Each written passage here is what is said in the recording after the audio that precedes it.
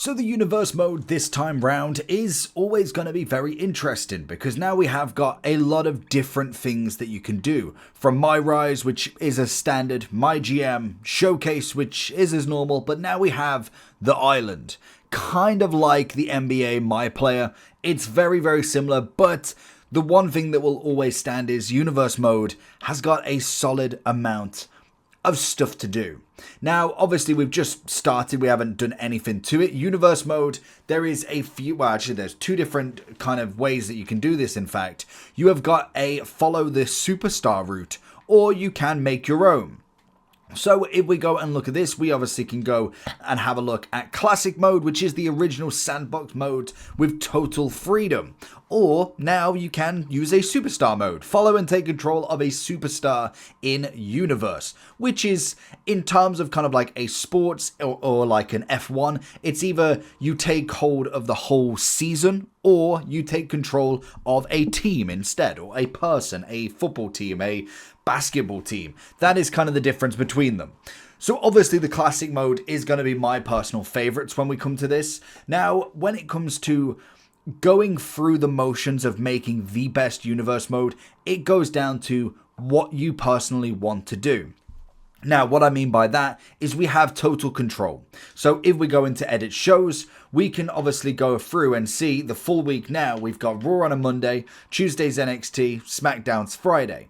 Now, when we look at this is just the generic showing. You can obviously add shows by going Y, and you can add major show or minor show, which then can be either detailed by yourself, so you can make a completely custom show, or you can obviously add in one of the major shows that we've actually got. So if we go major show, you can obviously see we've got a SmackDown, NXT or Raw, or then you can add a custom show as well. So there is plenty of different ones you can obviously import if you've obviously got other shows that are available there. So in terms of creating the show list will depend on what you want to do. There is a kind of thing that WWE is trying to do, I believe, I've heard this somewhere, is they're almost making like a, if you're from the UK, like a grassroots system. So it's like, for instance, you've got Raw and SmackDown being the elite, the Premier League of kind of WWE events. You then have NXT being the one under it, and then you have another one under that, and another one under that. That would be really cool to have like a 5-day-a-week showing, but then it kind of gets not necessarily, well, I suppose, yes, worse in quality as you go down, but in terms of performance, potentially there's still a high stakes in all of them, and eventually the whole point is to progress upwards. That would be a really cool showing to try and emulate in something like this. Obviously, when you do look at the calendar, you can obviously go ahead and change all of these. You don't have to have the King and Queen at the same time or Backlash. You can completely change these out and obviously edit them. You can edit the whole event, you can create a new, or you could just outright delete them. You can move them to whatever you personally want. If you wanted to have WrestleMania at a different point, then obviously you can do that. It's not a bad thing that you can change that. So that is something you can do. Obviously, we've got Spring Break. They basically just add all of the calendar as what they would normally do for an event as such.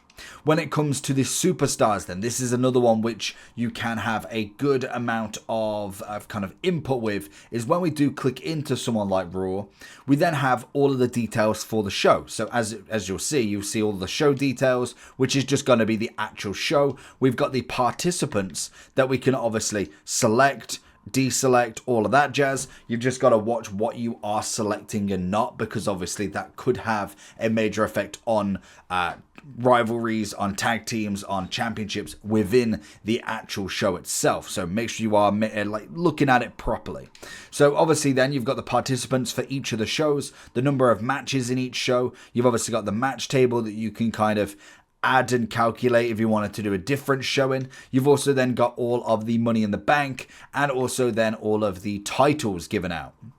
You can obviously add another championship in there as well if you should choose, and you can obviously add whatever you want in. You could literally put anything you want in. You could also edit the divisions so you can see who the contenders are, so you can put them in an order that you personally prefer. Why is she on her own? Very weird. But in general, that's going to be one way that you can kind of add to the level of each shows. You've also got the, oh well, that's another way into the division, I suppose, actually. Then you've obviously got the power ranks, which is a standard. These are going to be the kind of best people in each show, and it's going to give you them attributes as you go. Obviously, the day is there, and it'll have the exact same for NXT and also SmackDown. So moving them is going to be down to what you want. Now, the good thing I do like is you don't even have to have the 80, 60 rosters, whatever it is, that people are in this universe. You could go and download X amount of superstars and make your 90s universe mode. You can make your noughties universe mode with the Hulk Hogan's, the old school Rock, the old school Stone Cold, Kane, Masked, Undertaker, Badass. There's so much that you can do with this that is very nice. And I'm surprised that they still haven't done they do this on, I think it's NBA, where they have basically like a different season.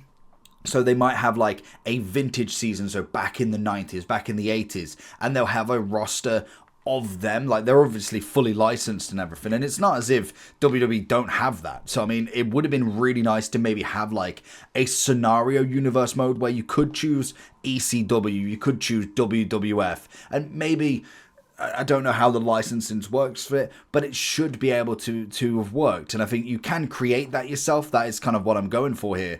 But you also would also be nice to have it just done in general. When it comes to the options, obviously got the current play style, the standard, obviously intergender wrestling, you can turn off on it if you really want. Automatic rivalries is always going to be good.